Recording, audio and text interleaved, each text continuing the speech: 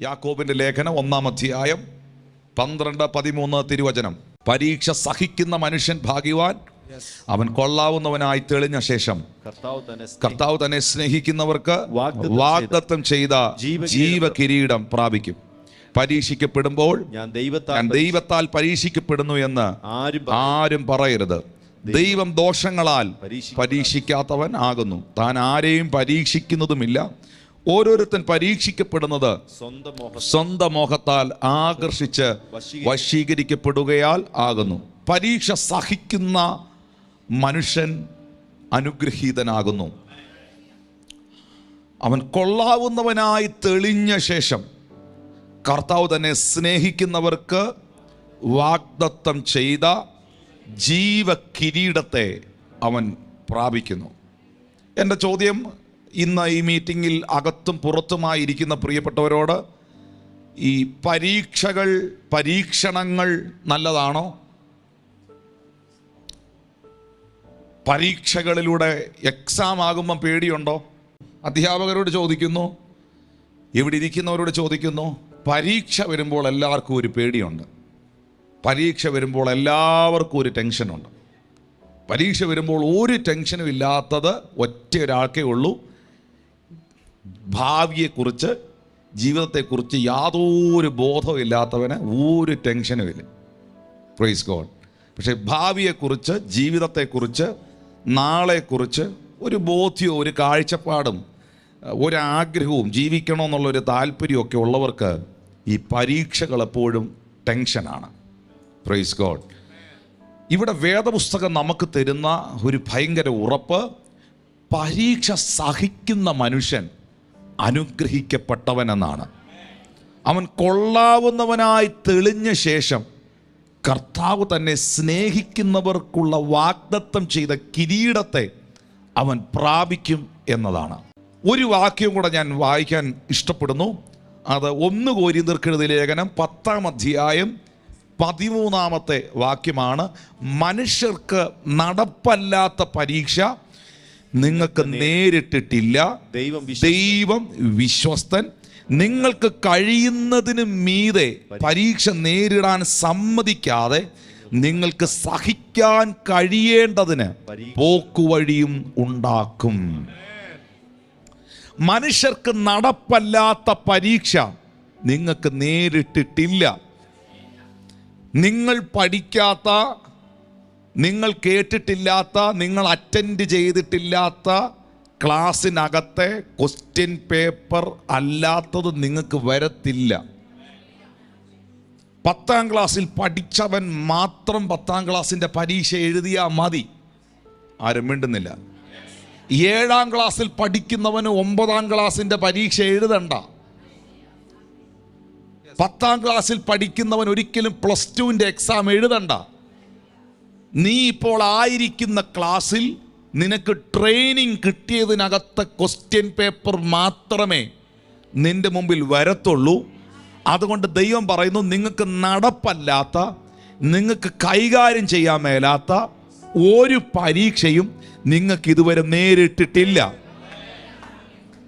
ഇനി അവിടം കൊണ്ട് തീരുന്നില്ല.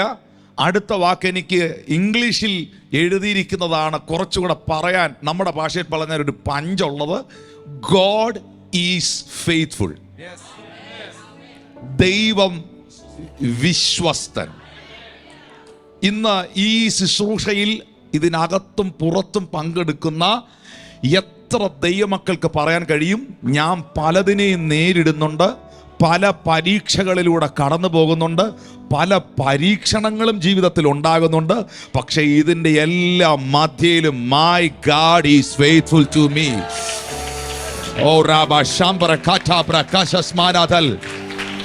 വായകൾ തുറന്ന് പറയേണ്ടവർക്ക് അത് പറയാം, കൈ അടിച്ച് പറയേണ്ടവർക്ക് അത് പറയാം.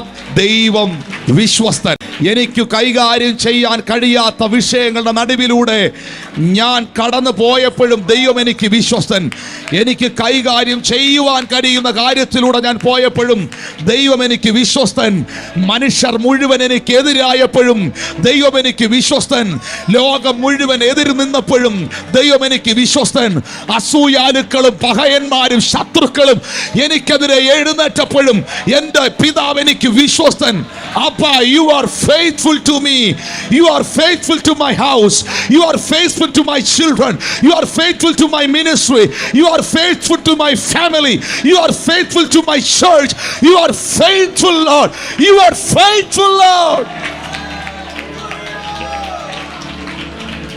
നിന്റെ ഭവനത്തിന്റെ ലോണുകളുമായുള്ള ബന്ധത്തിലും നിന്റെ സാമ്പത്തിക ഞെരുക്കങ്ങളുടെ നടുവിലും ആമേൻ ഹാല നിന്നെ സ്വീകരിച്ചവർ, നിന്നെ കൊണ്ടു നടന്നവർ, നിന്നെ ഒപ്പം നിർത്തിയവർ, നിനക്കെതിരായി തീരുന്ന രംഗങ്ങളിലും ദൈവം വിശ്വസ്തൻ.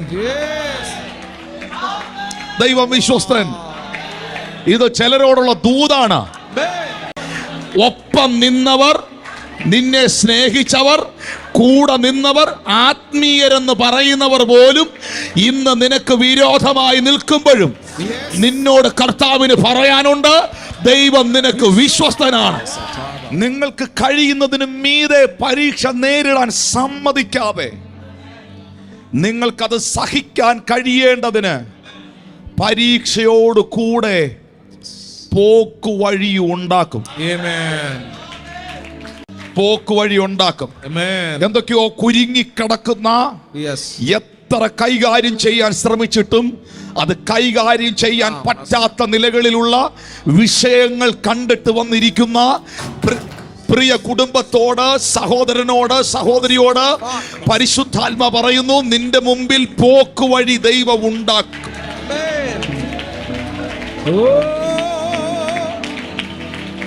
പോക്കുവഴി ഉണ്ടാക്കും. പരിഹാരം ഉണ്ടാക്കും. ആ വിഷയത്തിൽ വിടുതൽ ഉണ്ടാക്കും. ദൈവത്തിന്റെ കരം അതിനകത്ത് ചലിക്കുവാൻ ഇടയായി തീരും. നമുക്ക് 1 കൊരിന്ത്യർ 10:13 ഒന്നുകൂടെ പറയാം. മനുഷ്യർക്ക് നടപ്പല്ലാത്ത പരീക്ഷ നിങ്ങൾക്ക് നേരിട്ടിട്ടില്ല. ദൈവം വിശ്വസ്തൻ. നിങ്ങൾക്ക് കഴിയുന്നതിന് മീതെ പരീക്ഷ നേരിടാൻ സമ്മതിക്കാതെ നിങ്ങൾക്ക് സഹിക്കുവാൻ കഴിയേണ്ടതിന് പരീക്ഷയോട് കൂടെ പോക്കുവഴിയും ഉണ്ടാക്കും.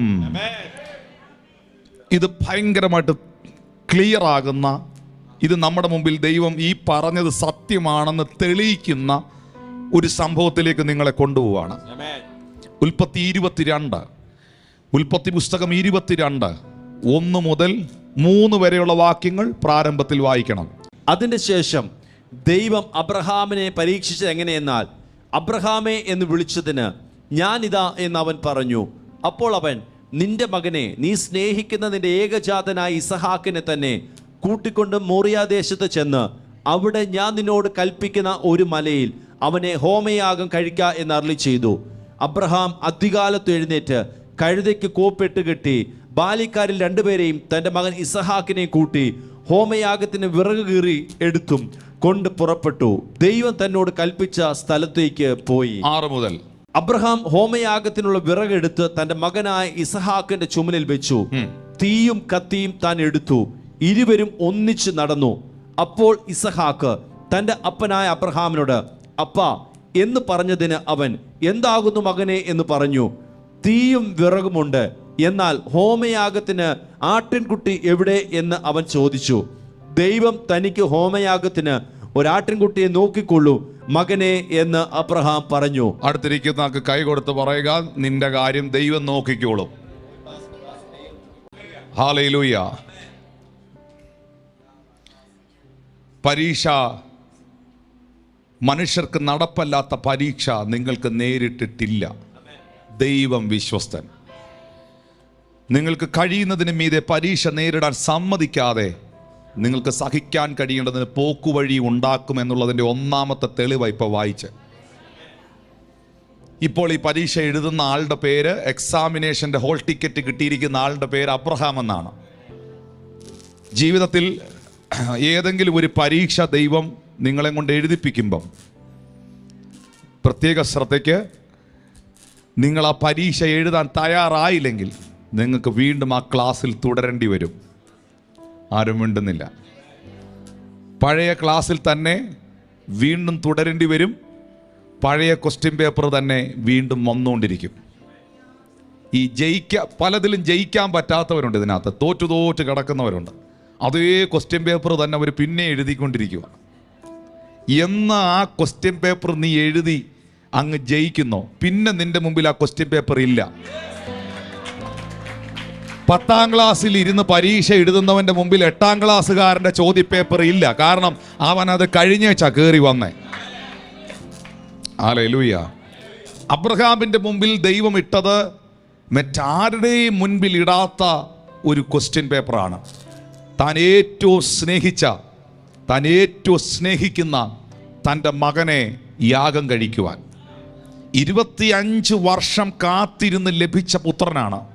75ാമത്തെ വയസ്സിൽ കേട്ട വാഗ്ദത്തമാണ് 100ാമത്തെ വയസ്സിൽ സാധ്യമായി തീരുന്നത്.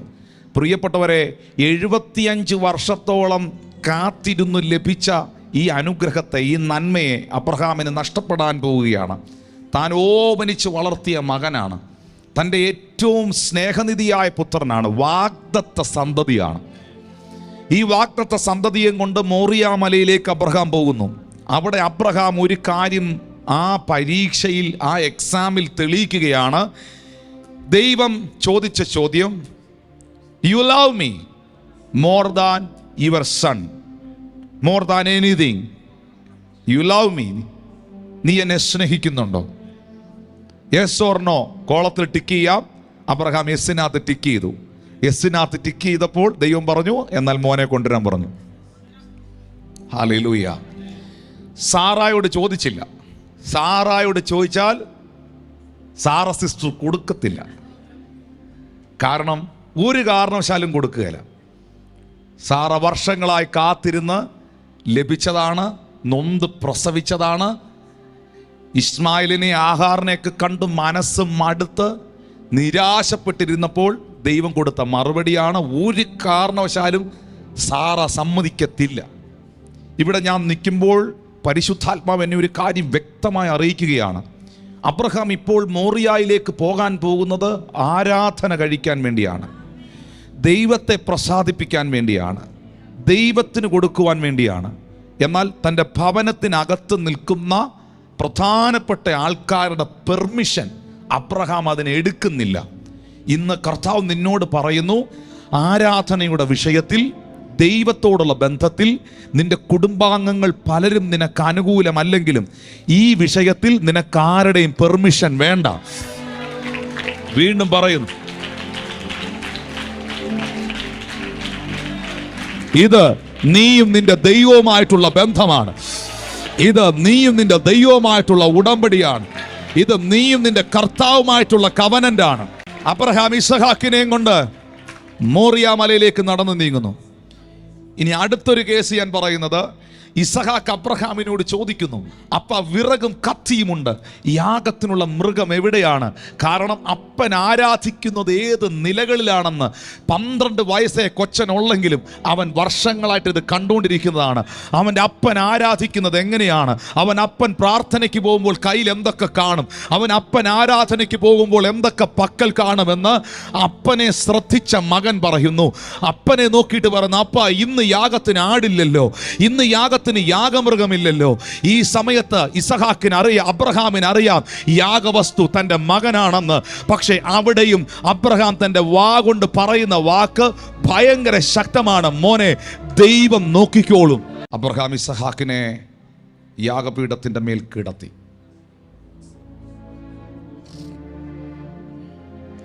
തൻ്റെ അരയിൽ നിന്ന് കത്തി ഊരി മകന്റെ മാറ് പിളർന്ന് ദൈവത്തിനൊരു യാഗമാക്കുവാൻ അബ്രഹാം തീരുമാനിച്ചു. ഞാൻ അവിടെ കാണുന്നൊരു കാഴ്ചയാണ്, കത്തിക്കും ഇസഹാക്കിനും ഇടയിൽ കയറിയൊരു ദൈവം. ഞാൻ വീണ്ടും ചില പ്രസംഗങ്ങളിൽ നിങ്ങൾ അത് കേട്ട് കാണാം. പക്ഷെ മറ്റൊരു കാര്യം അതിൽ നിന്ന് ദൈവം എന്നോട് പറയുകയാണ്, ഈ സമയം എന്ന് പറയുന്ന കാര്യം ഭയങ്കര ഇമ്പോർട്ടൻ്റ് ആണ്. ഒരു 2 സെക്കൻഡ് കൂടെ വൈകിയാൽ ഈ കത്തി അവൻ്റെ അകത്ത് കയറും. 2 സെക്കൻഡ്. ഇത് ഊങ്ങുന്നതും കുത്തുന്നതിൻ്റെ ഇടയിൽ വിത്തിൻ 3 സെക്കൻഡ് ഓർ 4 സെക്കൻഡേ ഉള്ളൂ. അത്രയില്ല. 1, 2, 3 എന്ന് പറയുന്ന സമയമുള്ളൂ.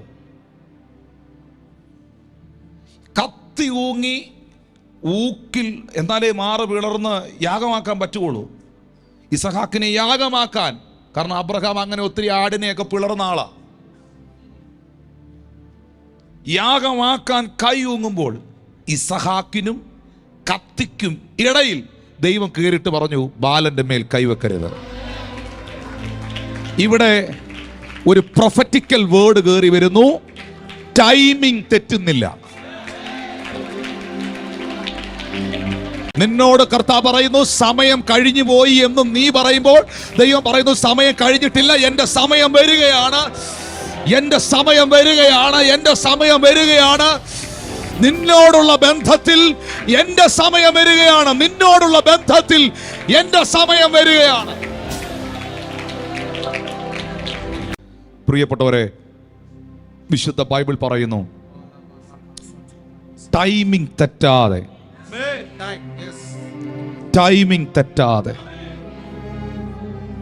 ദൈവം കത്തിക്കും ഇസഹാക്കിനും ഇടയിൽ കയറി പറയുകയാണ്, ബാലന്റെ മേളിൽ നീ കൈവെക്കരുത്. Oh Jesus. അബ്രഹാം തിരിഞ്ഞു നോക്കുമ്പോൾ മുൾപടർപ്പിൽ കുരുങ്ങിക്കിടക്കുന്ന ഒരു ആട്ടുകൊറ്റനെ അബ്രഹാം കാണുകയാണ്.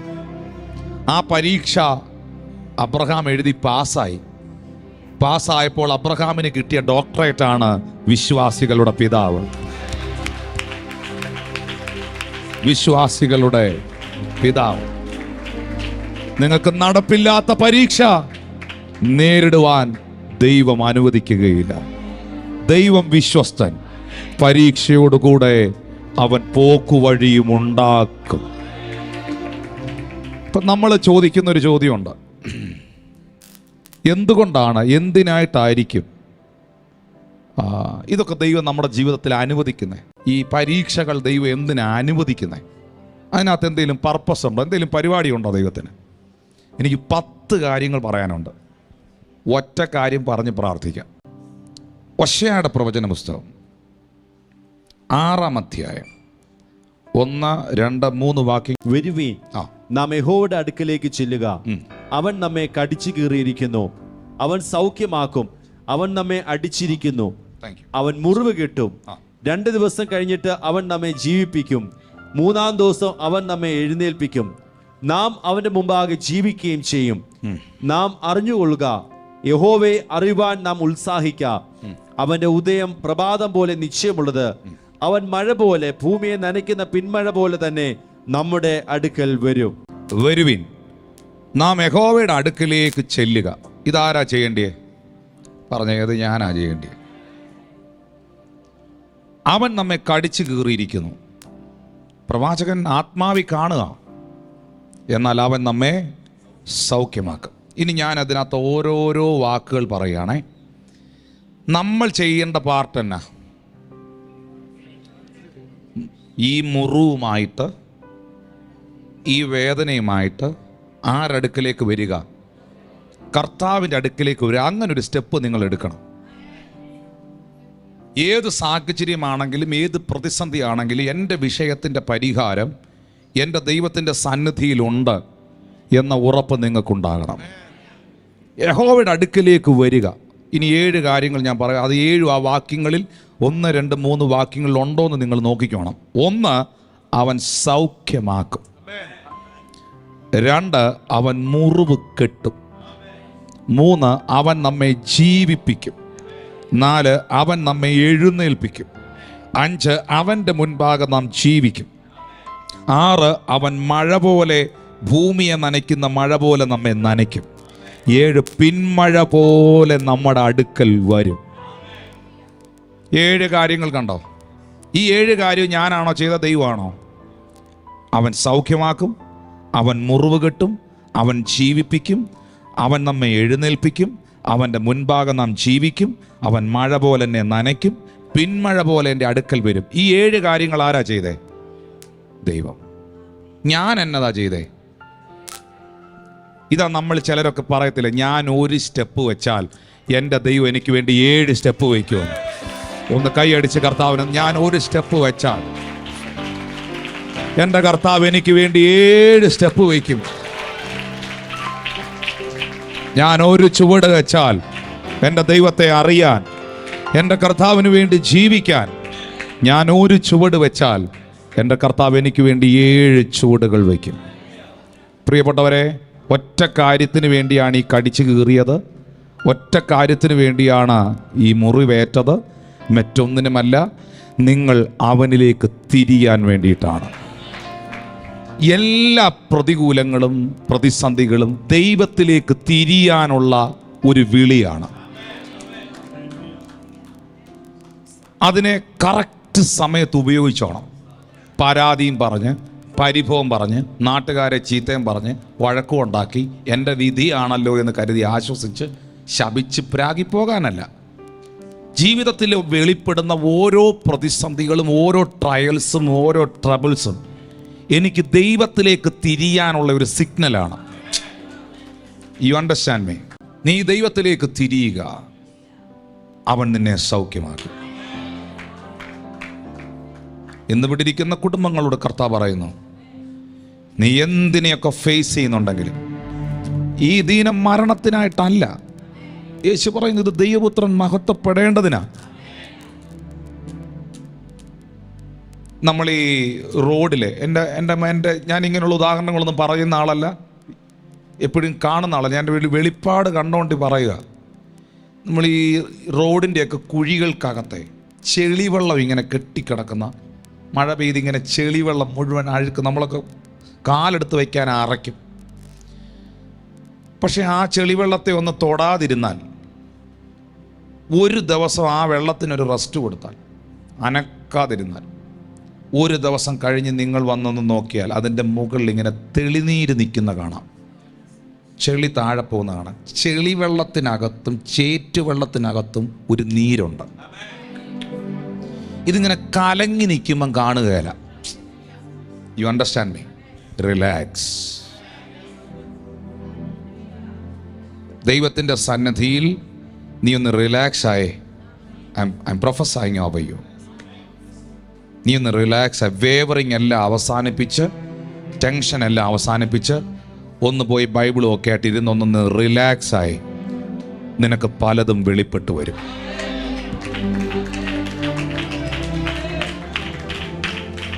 കർത്താവ് നിന്നോട് പലതും പറയും. ആ കറക്റ്റ് തെളിനീരിനെ മേളിൽ കൊണ്ടുവരും. അതുമായിട്ടുള്ള ബന്ധത്തിൽ നീ ഒന്ന് ഡീൽ ചെയ്യാൻ തുടങ്ങി, അത്ഭുതം നടക്കുന്നത് കാണാൻ തുടങ്ങി. ചേർന്നൊരു ഹല്ലേലൂയ പറഞ്ഞ്, ഇത് കർത്താവ് നിങ്ങളോട് പറയുന്ന ഒരു ആലോചനയാണ്. Do not wavering, relax. ശാന്തമാകുക. Your time is coming, your day is coming. സമയം തെറ്റുകയില്ല. എൻ്റെ കർത്താവിനെ പോലെ right time. Is not early, is not late. നേരത്തെ വരികയില്ല, താമസിച്ചും വരികയില്ല. കൃത്യ സമയമായിരിക്കും. ആ കൃത്യസമയത്ത് ദൈവം ആ കാര്യം ചെയ്തിരിക്കും. അപ്പോൾ എന്തിനാ കടിച്ചു കീറിയേ? കർത്താവിലേക്ക് തിരിയാൻ. അപ്പം ഈ സമയത്തെക്കുറിച്ച് ഞാൻ പറഞ്ഞല്ലോ, അതുകൊണ്ട് നിർത്താം. സമയത്തെക്കുറിച്ച് ഞാൻ പറഞ്ഞല്ലോ. യെശയ്യാവിൻ്റെ പ്രവചന പുസ്തകം 55:6-7 വാക്യം, യഹോവയെ കണ്ടെത്താവുന്ന സമയത്ത് അവനെ അന്വേഷിപ്പീൻ, അവൻ അടുത്തിരിക്കുമ്പോൾ അവനെ വിളിച്ചപേക്ഷിപ്പീൻ. അങ്ങനൊരു സമയം എല്ലാവർക്കും ദൈവം തരും. ദുഷ്ടൻ തൻ്റെ വഴിയെയും നീതി കെട്ടവൻ തൻ്റെ വിചാരങ്ങളെ ഉപേക്ഷിച്ച് യഹോവയിലേക്ക് തിരിയട്ടെ. യെശയ്യാ 55:6-7. ദുഷ്ടൻ തൻ്റെ വഴിയും നീതി കെട്ടവൻ തൻ്റെ വിചാരങ്ങളെ ഉപേക്ഷിച്ച് യഹോവയിലേക്ക് തിരിയട്ടെ, അവൻ അവനോട് കരുണ കാണിക്കും. നമ്മുടെ ദൈവത്തിലേക്ക് തിരിയട്ടെ, അവൻ ധാരാളം ക്ഷമിക്കും. അടുത്തിരിക്കുന്ന കൈ കൊടുത്ത് പറയുക, ദൈവത്തിലേക്ക് തിരിയുക. പ്രശ്നങ്ങളിലേക്ക് ഇങ്ങനെ തിരിഞ്ഞിരിക്കാതെ, അതിനെ നോക്കി ഇങ്ങനെ ടെൻഷൻ അടിച്ചിരിക്കാതെ, ഒന്ന് ഓടി വന്നേ കർത്താവിൻ്റെ സന്നിധിയിലേക്ക്. ദൈവത്തിലേക്ക് തിരിയുക. കർത്താവിലേക്ക് നിങ്ങൾ ദുഷ്ടത വിട്ട് നിങ്ങളുടെ വിചാരങ്ങളെ ഉപേക്ഷിച്ച് കർത്താവിലേക്ക് തിരിഞ്ഞാൽ അവൻ നിങ്ങളോട് കരുണ കാണിക്കും. അവൻ നിങ്ങളോട് ധാരാളം ക്ഷമിക്കും. ഇളയ മകൻ മുടിയനായ പുത്രൻ പന്നിക്കൂട്ടിൽ ഇരുന്നു കൊണ്ടൊരു തീരുമാനമെടുത്തു, ഞാൻ എൻ്റെ അപ്പൻ്റെ വീട്ടിലോട്ട് പോവും, ഞാൻ ദൈവത്തിലേക്ക് തിരിയും. ശരിക്കും ആ ഒരു തീരുമാനം ഇന്നിവിടെ ആരൊക്കെ എടുക്കുമോ? എൻ്റെ പാപ വഴികളെ വിട്ട്, ഞാനിപ്പോൾ പോകുന്ന ഈ സാഹചര്യങ്ങളെ വിട്ട്, ഈ സത്യവചനത്തിന് വേണ്ടി എൻ്റെ ജീവിതം ഞാൻ സമർപ്പിച്ച് ഞാൻ എൻ്റെ കർത്താവിലേക്ക് തിരിയാൻ പോവാം, എൻ്റെ സ്രഷ്ടാവിലേക്ക് തിരിയാൻ പോവാം. ഈ ഒരൊറ്റ തീരുമാനം മതി നിങ്ങളുടെ ജീവിതത്തിൽ 7 അത്ഭുതങ്ങൾ നടക്കാൻ. ഒന്ന് കൈയടിച്ച് 7 അത്ഭുതം. ഒരത്ഭുതമല്ല, 7 അത്ഭുതം. 7 അത്ഭുതം.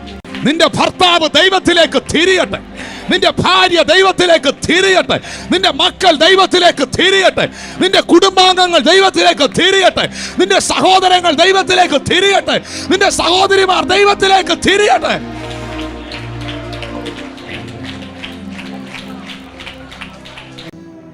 ആവർത്തന പുസ്തകം എല്ലാവരും എടുക്കണ്ട, ജിജി പാസ് എടുക്കും, ഈ സ്ലൈഡിൽ കാണാൻ പറ്റും. ആവർത്തന പുസ്തകം 32-ാം അധ്യായം. പാസ്റ്റർ അതിന്റെ 10-11 വാക്യങ്ങളൊന്ന് വായിച്ചു. താൻ അവനെ മരുഭൂമിയിലും ഓളി കേൾക്കുന്ന ശൂന്യപ്രദേശത്തിലും കണ്ടു. അവനെ ചുറ്റി പരിപാലിച്ച് കൺമണി പോലെ അവനെ സൂക്ഷിച്ചു. കഴുകൻ തന്റെ കൂടനക്കി കുഞ്ഞുങ്ങൾക്ക് മീതെ പറക്കും പോലെ താൻ ചിറകു വിരിച്ച് അവനെ എടുത്ത് തന്റെ ചിറകന്മേൽ അവനെ വഹിച്ചു. എന്തിനാണ് പരീക്ഷ? കഴുകൻ തന്റെ കൂടനക്കി കുഞ്ഞുങ്ങൾക്ക് മീതെ പറക്കും പോലെ. ഞാൻ ആ രംഗം കണ്ണ് തുറന്നെന്നെ നോക്കിയ പെട്ടെന്നൊന്ന് പഠിപ്പിക്കാം. 5 മിനിറ്റിനകത്ത് പ്രാർത്ഥിക്കാം. കഴുകൻ ഈ കുഞ്ഞുങ്ങളെ മുട്ടയിട്ട് വിരിയിച്ചെടുക്കുന്ന പ്രതലം എന്ന് പറയുന്നത് പരുക്കൻ പ്രതലമാണ്, സോഫ്റ്റ് ആയിട്ടുള്ള പ്രതലമല്ല. ഒന്നെങ്കിൽ ഏറ്റവും പാറയുടെ മുകൾ വശം, അല്ലെങ്കിൽ ഏറ്റവും ഉയരമുള്ള ഏറ്റവും കട്ടിയുള്ള വൃക്ഷം, ഏറ്റവും ടോപ്പ്. എപ്പോഴും ഉയരമേ എടുക്കുള്ളൂ. അതിനകത്ത് കൊണ്ടുവയ്ക്കുന്ന സാധനം പ്രാവ് കൊണ്ടുവയ്ക്കുന്ന, കുരുവി കൊണ്ടുവയ്ക്കുന്ന സാധനമല്ല. വലിയ കമ്പ്, ചുള്ളി, ഭയങ്കര പരുക്കൻ പ്രതലമായിരിക്കും. കുഞ്ഞുനാൾ മുതലേ ഇതിൻ്റെ മാംസത്തിനകത്തൊക്കെ ഇത് കൊണ്ടാണ് ഇത് വളരുന്നത്. ഇത് പറക്കാൻ പരുവമായി എന്ന് ഈ കഴുകന് മനസ്സിലാകുമ്പോൾ കഴുകൻ എന്നാ ചെയ്യുന്നതെന്നറിയോ? ഇതിനെ കൊത്തിപ്പൊക്കും, എന്നിട്ട് ഇങ്ങനെ ചിറകടിച്ച് മുകളിലോട്ട് കയറും, എന്നിട്ട് അങ്ങ് വീടും. അപ്പോ കൊച്ചിന് തോന്നണം, അയ്യോ ഞാനിപ്പോ താഴെ വീഴും, തറയിൽ പോകും, ഞാൻ വീണ് പോകും, ഞാൻ തകർന്നു പോകും, ഞാൻ വീണ് പോകും എന്ന് നിനക്ക് തോന്നണം. നിനക്കങ്ങനെ തോന്നിയാൽ മാത്രമേ നീ മേലോട്ട് നോക്കുള്ളൂ.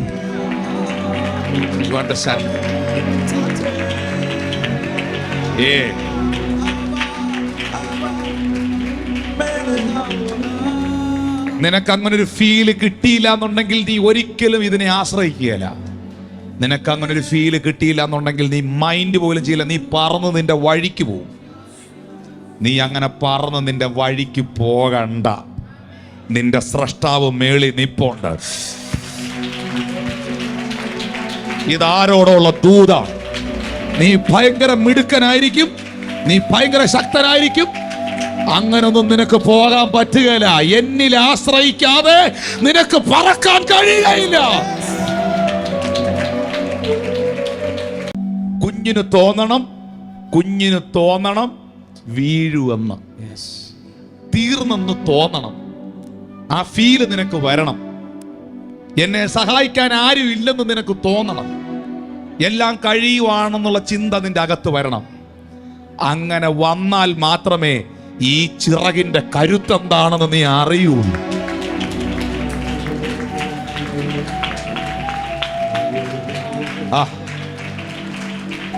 ഇത് ആ രംഗം നിങ്ങൾ കണ്ടിട്ടുണ്ടോന്ന് എനിക്കറിയൂല. ഈ ചുണ്ടി നീ മാംസ കഷ്ണത്തെ ഈ ചെറിയ ചിറകുള്ള കഴുകനെ അങ്ങ് വിടും. ഇതൊന്ന് അട്ടിക്കും, ഒന്ന് കളിക്കും, ഒന്ന് കറങ്ങും. ഇങ്ങനെ മലനടിച്ചൊക്കെ ഇങ്ങനെ പോയി പാറയുടെ മേളിൽ വീണ് അടിച്ച് വീഴുമെന്ന് ഇത് തോന്നുന്ന ആ ടൈമിങ് ഭയങ്കരമാണ്. ഇങ്ങനെ വന്ന് കോരി എടുത്തോണ്ടൊരു പോക്കും.